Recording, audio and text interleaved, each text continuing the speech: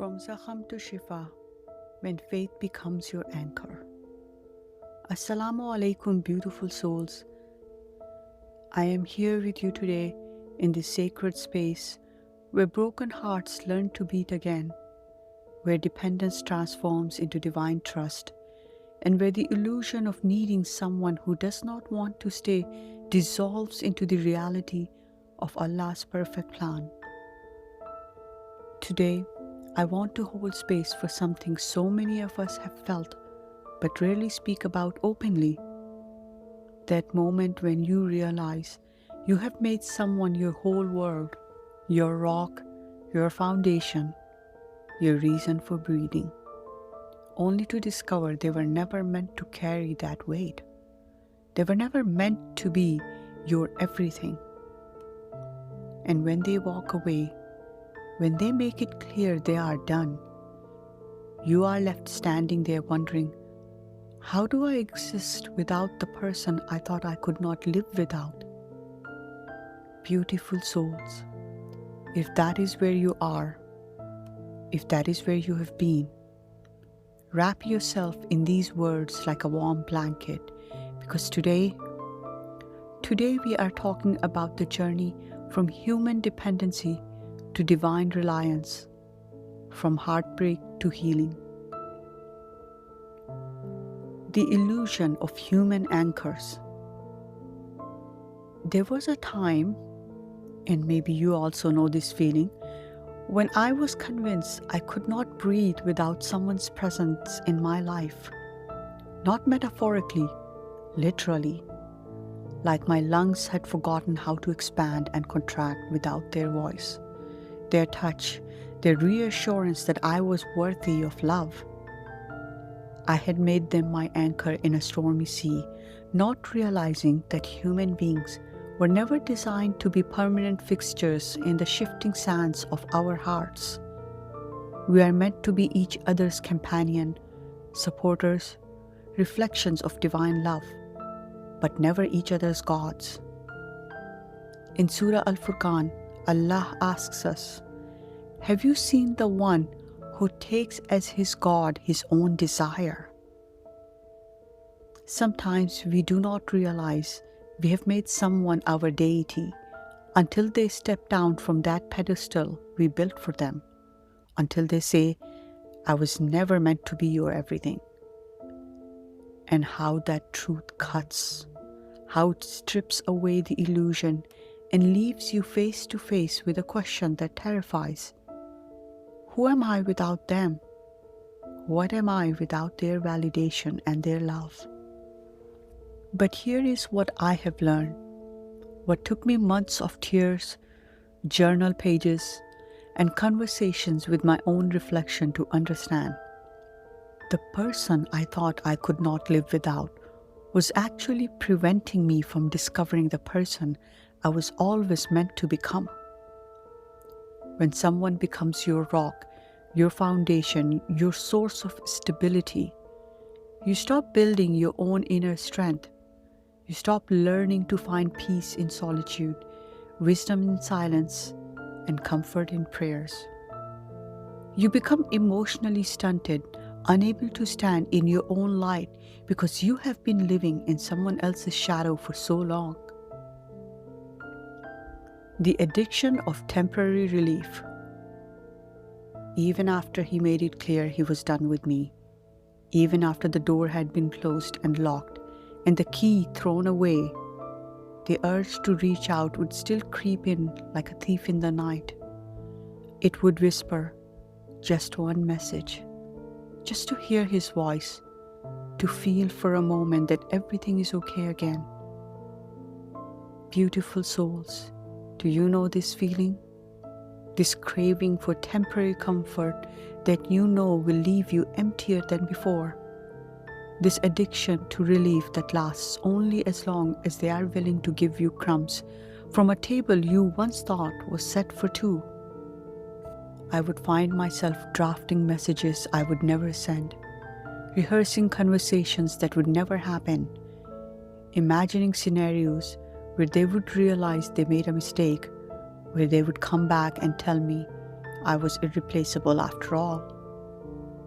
But deep down, deeper than the longing, even deeper than the desperate need for their voice, I knew that kind of relief was only temporary. I knew what I truly needed was a clean break, space to heal, and room to grow into who Allah had always intended me to be. There is a story about Imam Ahmad ibn Hanbal, one of the great scholars of Islam, who was imprisoned and tortured for his beliefs. When people asked him how he endured, he said something profound. The pain of staying true to Allah is temporary, but the regret of betraying Him lasts forever. Sometimes healing requires us to choose temporary pain over temporary comfort. Sometimes growth demands that we resist the urge to run back to what is familiar, even when the unfamiliar feels like drowning. Because every time you reach out to someone who has made it clear they do not want to be reached, you are not just hurting yourself, you are delaying your own healing. You are postponing your own growth. When faith becomes your lifeline, what kept me from giving up was not just my own strength, because some nights my own strength felt like a candle in a hurricane, flickering and barely there. What kept me anchored when everything else felt like quicksand was my faith, my belief that Allah had written something better for me, my trust that I was not created to depend on someone who did not want to be there. There were nights when I would lie awake, talking to Allah like He was sitting right there beside me, because He was. I would say, Ya Allah, I do not understand why you would allow this person to come in my life in the first place if he was never meant to stay. And in the silence that followed, in the space between my questions and His answers, I began to hear something I had never noticed before. I realized I had been so busy trying to hear His voice that I had forgotten how to listen to my own. My trust in my healing did not take away the pain, but it gave the pain purpose.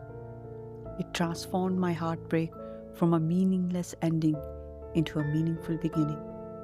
It whispered to me in the darkest moments, "This isn't happening to you, it is happening for you."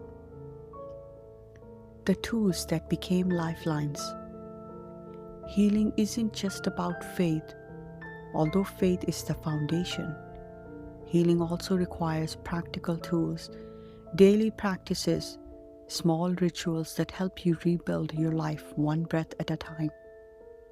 For me, journaling became a sacred practice. Instead of pouring my heart out in messages that would never be sent, I poured it onto journal pages that would never judge me. I wrote out the storm instead of acting on it. I gave my emotions a place to live that was not in someone else's inbox. And yes, sisters, even conversations with ChatGPT became a lifeline.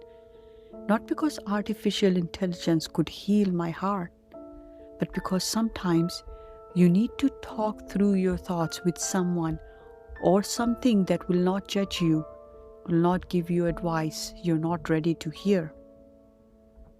These tools reminded me again and again that long-term peace was more important than short-term comfort, that I owed it to my soul and to my girls to keep moving forward and not glancing back. Because healing is not just about you, is it? If you are a mother or a sister or even a daughter, your healing ripples out into every relationship you touch. Your growth becomes a gift to everyone who loves you. Moving forward, not back. Today, if you are listening to this and thinking about reaching out to someone who has made it clear they do not want to be reached, I want you to pause, take a breath, and ask yourself, what am I really looking for? If you are looking for closure, know that closure comes from within, not from them. If you are looking for validation, know that Allah's love is the only validation you need. If you are looking for peace, know that peace comes from surrender, not from control. Your healing does not require their participation, and your future does not depend on their approval. Allah has written something better for you. Trust that. Even when your heart feels weak, even when the urge to go back feels stronger than the courage to move forward, trust that. Before I leave you today, I will ask you this. What would it look like to make Allah your anchor instead of anchoring another human being? What would change in your life if you truly believe that Allah's love for you is constant, unwavering, and enough? This is from Zakhm to Shifa. Until we meet again, may you find in Allah's love everything you thought you needed from someone else, and may your heart learn to beat in rhythm with divine purpose, not human validation. Barakallahu feek. Wassalamu alaikum.